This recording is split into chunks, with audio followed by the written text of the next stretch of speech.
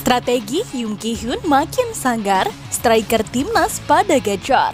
Malik kembali dibentuk, Struijk dan Oratmangun makin sangar di sesi latihan. Timnas Indonesia sudah mendaratkan kakinya di Cina. 6 poin seharusnya menjadi fokus Indonesia di kualifikasi kali ini. Namun kejadian melawan Bahrain tentu menjadi pukulan bahwa Indonesia tak bisa menggantungkan semuanya ke wasit. Pertandingan yang penuh drama dan emosi, namun semuanya lupa bahwa penyerang timnas semuanya gacor. Sebab 2 gol yang bersarang dibuat melalui open play dan puasa gol Ragnar serta Struijk akhirnya terbayar sudah. Dan 2 gol yang diciptakan oleh 2 striker timnas Indonesia ini memang berkat adanya nama pemain baru yang dicoba oleh Shin Tae-yong di sisi kanan menggantikan posisi Marcelino Ferdinand. Malik Rizaldi melakukan debut perdananya bersama timnas Indonesia dalam matchday ketiga grup C kualifikasi Piala Dunia. Malik terpantau ikut bertanding menghadapi Bahrain pada Kamis 10 Oktober 2024 malam waktu Indonesia bagian Barat.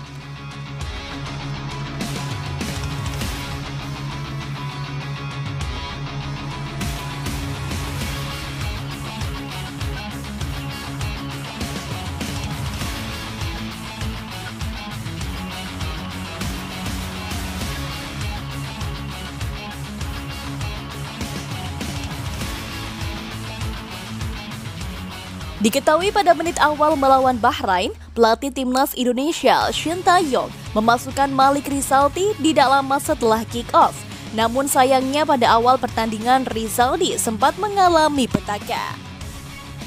Pemain Persebaya itu sempat beradu kepala dengan Kapten Bahrain Walid Al-Hayam ketika melakukan perebutan duel udara. Akibatnya Rizaldi terkapar di lapangan dan tampak mengeluarkan darah di bagian pelipisnya. Melihat kondisi Rizaldi, tim medis Indonesia langsung memasuki lapangan untuk memberikan perawatan. Setelah mendapatkan perawatan, pria berusia 27 tahun itu kembali masuk lapangan dan laga dilanjutkan kembali.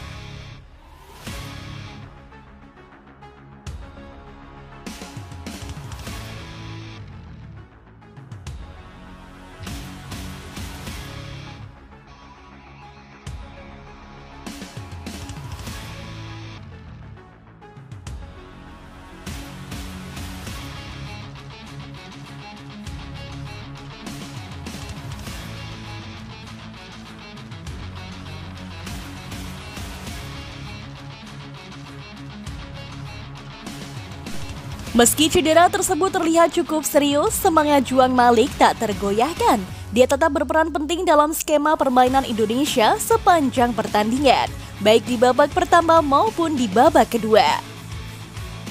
Penampilan impresif Malik mendapat apresiasi dari pelatih Persebaya Surabaya, Paul Monster. Monster mengungkapkan kebanggaannya melihat pemain andalannya bisa tampil di pertandingan internasional sebesar ini. Senang melihat Malik di 11 pertama dan ya, saya juga menyampaikan beberapa pesan kepadanya. Ujar Monster dikutip dari laman resmi Persebaya Surabaya.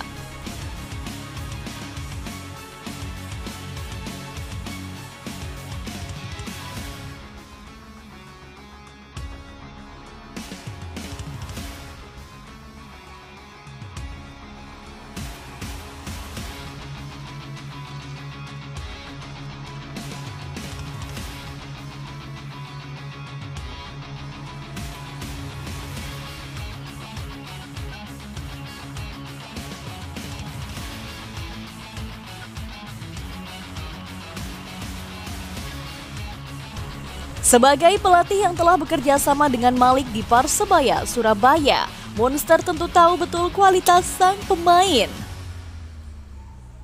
Malik yang selama ini menjadi andalan di klub mampu menunjukkan kematangan dan ketenangan di level internasional. Bagi Monster, hal ini bukan hanya kebanggaan bagi Persebaya Surabaya, tetapi juga untuk sepak bola Indonesia. Dalam laga tersebut, Malik bermain dengan penuh determinasi. Penampilannya yang tangguh membantu Indonesia dalam membangun serangan dan menahan gempuran dari Bahrain.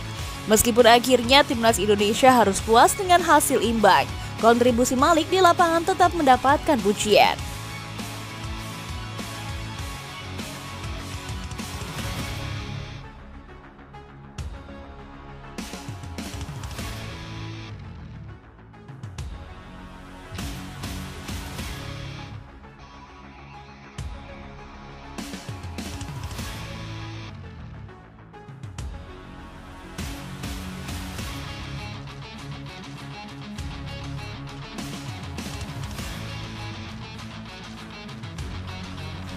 Dan masuknya Malik Rizaldi sebagai pemain free roll di depan membuat pembeda di laga ini, sebab Malik mampu menjadi pemain pemantul untuk Rafael Strike serta Ragnar di depan. Kecepatan serta body balance Malik juga ternyata mampu memberikan shark terapi tersendiri untuk para pemain belakang Bahrain. Dan berkat sumbangasi nyata dari seorang Malik Rizaldi sebagai pemain free roll, membuahkan hasil dengan Ragnar dan Strike yang berhasil menciptakan 1 gol masing-masing penyerang itu.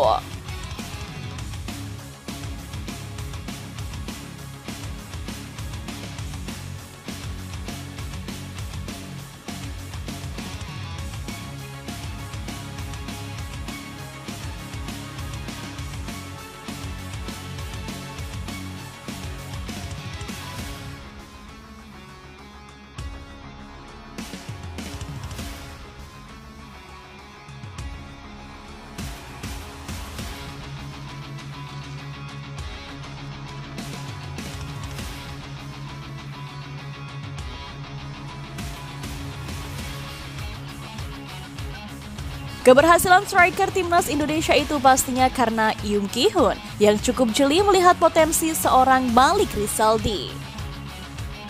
Sebab setelah sampai di Indonesia, Yoon Ki-hoon tak berhenti untuk mencari pemain yang bisa ia cetak untuk menambal posisi di depan timnas Indonesia. Dan tak butuh waktu lama untuk Yoon Ki-hoon menemukan racikan yang pas di bagian striker timnas Indonesia. Sebab terbukti sejak dilatih Yoon Ki-hoon, striker timnas gacor semua.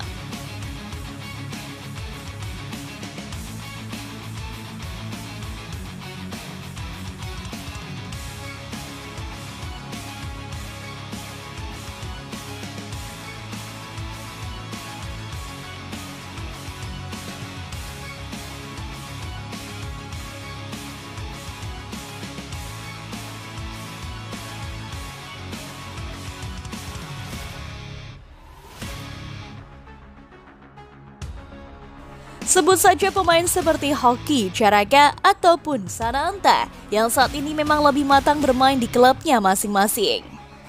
Bahkan di tangan Yoon Ki-hoon, Malik Rizaldi disulap lebih matang permainannya karena meski baru saja debut tak ada keraguan di wajah Malik saat itu. Dan berkat suksesnya memoles Malik Rizaldi di laga perdananya, saat ini tak ada ketakutan yang terpancar dari raut muka Yoon Ki-hoon.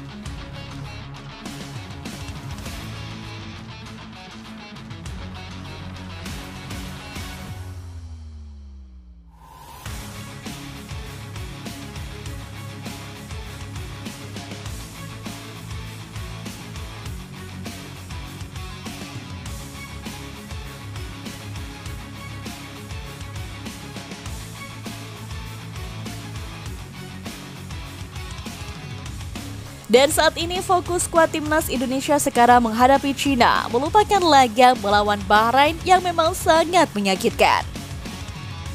Hal ini diungkapkan oleh Tom Haye di laman Instagram miliknya. Menurutnya, kadang hidup tidak adil, namun ketidakadilan tersebut tak akan mematahkan semangat timnas Indonesia. Terima kasih untuk dukungan luar biasa kalian, kadang hidup tak adil tapi kami akan terus berjuang, kata Tom Haye. Tak hanya itu saja, amunisi tambahan puzzle terakhir permintaan Shin Tae-yong sejak dulu sudah resmi akan diproses.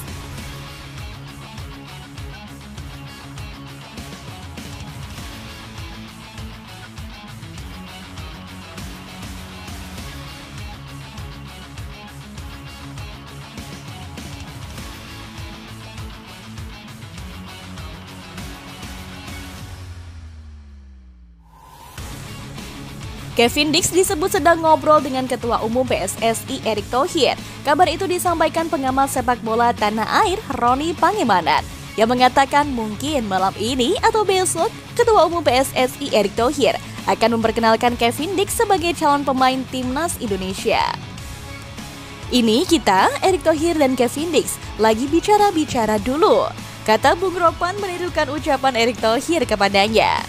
Kevin Dix sepertinya sudah lama dirumorkan dengan PSSI. Ia sempat berhasrat membela timnas Belanda, namun tak kunjung dipanggil sampai Euro 2024. Kali ini Kevin Dix sudah berpikir realistis, yakni membela Indonesia, tim nasional kita. Lanjut pria berkacamata ini. Jika benar segera menjalani proses naturalisasi, ex-pemain Fiorentina ini kemungkinan menjalani debut saat timnas Indonesia menjamu Jepang di matchday kelima grup C kualifikasi Piala Dunia 2026 zona Asia pada Jumat 15 November 2024.